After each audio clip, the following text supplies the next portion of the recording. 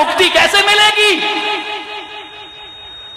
दामनी का बलात्कार हुआ दिल्ली में खुलेआम, और कितनी बेरहमी से उस लड़की की आबरू लूटी गई। क्या किया इस देश ने? सारा देश खड़ा हो गया उसके खिलाफ, पूरा युवा उतर आया सड़कों पर, पूरे देश में क्रांति हो गई, हल्ला मचा, माहौल बना। रिजल्ट क्या हुआ? आज भी उसके बलात्कारियों में से एक को नाबालिग कह के छोड़ दिया गया। ध्यान में रखिए मान्यवर, बाहर है इस देश का कानून, 6 महीने में वो नाबालिग हो जाता है। मैं ये कहता हूं कानून के रखवालों से, 6 महीने में नाबालिग कहकर उसे मुक्त कर दिया जाता है। अरे मैं तो कहता हूं नाबालिग है तो फिर बालिगों जैसा दुष्कर्म क्यों करता है? ध्यान रखिए, यदि बालिगों जैसा दुष्कर्म किया है तो नाबालिग की भी वही सजा होना चाहिए जो बालिग को सजा दी जाती है। ध्यान रखिए, हमारी बेटियों का निकलना मुश्किल हो रहा है, सड़कों पर चलना मुश्किल हो रहा है। हम अपने बच्चों को रामनवमी नहीं सिखा पाए, हम ये नहीं बता पाए कि जन्माष्टमी क्या होती है, हम बच्चों को ये नहीं सिखा पाए कि भगवान महावीर का जन्म कब होता है और मोक्ष कब होता है। शिवाजी की जीवन गाथा नहीं बता पाए, हमें ये नहीं मालूम है कि बच्चों को कि हमारे माँ बाप का जन्मदिन कब है। बच्चों को ये मालूम है वैलेंटाइन डे कब हुआ करता है। फ्रेंड्स, ये वासना के त्योहार, ये पश्चिम के त्योहार हमारे देश में मनाए जाएंगे। एक आदमी ने पूछा कि महाराज आप वैलेंटाइन डे का विरोध क्यों करते हैं? मैंने कहा इसलिए करते हैं कि अभी दूसरी लड़कियां फंस रही हैं, जिस दिन तेरी बहन फंसेगी ना उस दिन पता चलेगा कि वैलेंटाइन डे का विरोध क्यों किया जाता है। जिस दिन तेरे घर में ये काम होंगे, जिस दिन इस देश में लड़कियों का सड़कों पे निकलना मुश्किल हो जाएगा, मेरे भाई ऐसे त्योहार बंद होना चाहिए इस देश से।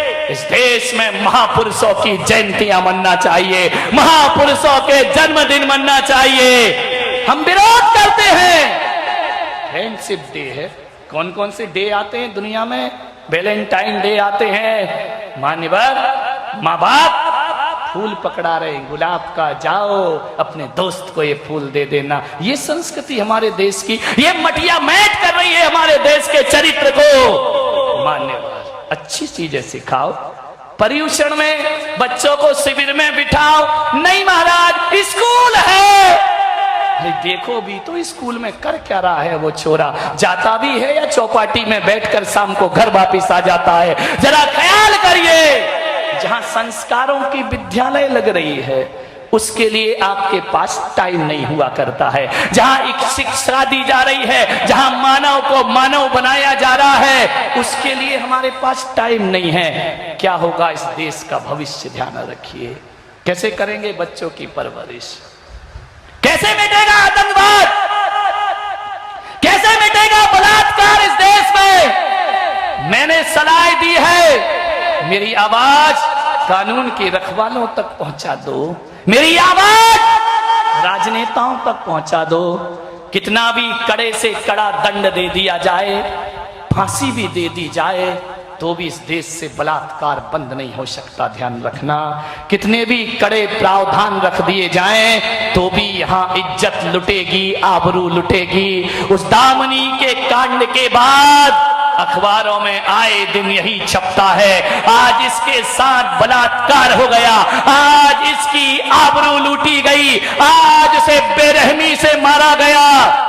मान्यवर, एक बात बताइए, कानून कड़ी सजा कर दे तो क्या ये देश सुधर जाएगा? नहीं, अब ना कानून से सुधरेगा ना राजनेताओं से सुधरेगा। मैं पुलक सागर कहता हूं, आपसे निवेदन करता हूं, दामनी जैसे कांड, एक लड़की का 5-5 लोग बलात्कार करते हैं। मैं कहता हूं जब ये बलात्कार हुआ सारे देश ने कहा इन्हें फांसी दे दो, कुछ नहीं हुआ। मान्यवर, मेरा निवेदन है, यहां बैठे हुए लोगों से मैं कहूंगा, जो टीवी पर मेरे प्रवचन सुन रहे हैं उनसे कहूंगा, यदि ये दुष्कर्म आपका बेटा करे तो बताइए दूसरे के बेटे थे तो दुनिया ने चिल्लाया कि फांसी पे लटका दो। यदि उसकी जगह तुम्हारा बेटा होता तो आप कहते सरकार से इसको फांसी पर लटका दो।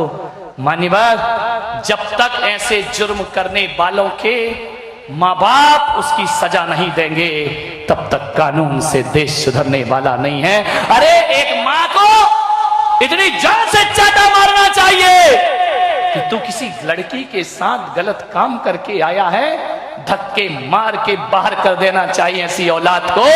और एक बाप को ऐसे लड़के को घसीट के बाहर लाना चाहिए और कह दे कि तू मेरी औलाद नहीं है, तूने ऐसा दुश्मन कर्म किया है। और जिस दिन ये बहन एक चांटा मारने की ताकत रखेगी, जिस दिन भाई मारने की ताकत रखेगा, और जिस दिन कोई बाप उसे घसीट के बाहर लाएगा और ले जाकर के पुलिस के हवाले करेगा, मैं कहता हूं हर माँ बाप ऐसा संकल्प कर ले, कोई बेटी की इज्जत नहीं लुट सकती इस देश में, किसी बेटी के साथ खिलवाड़ नहीं हो सकता इस देश में। लेकिन माँ बाप बचाने का प्रयास करते हैं।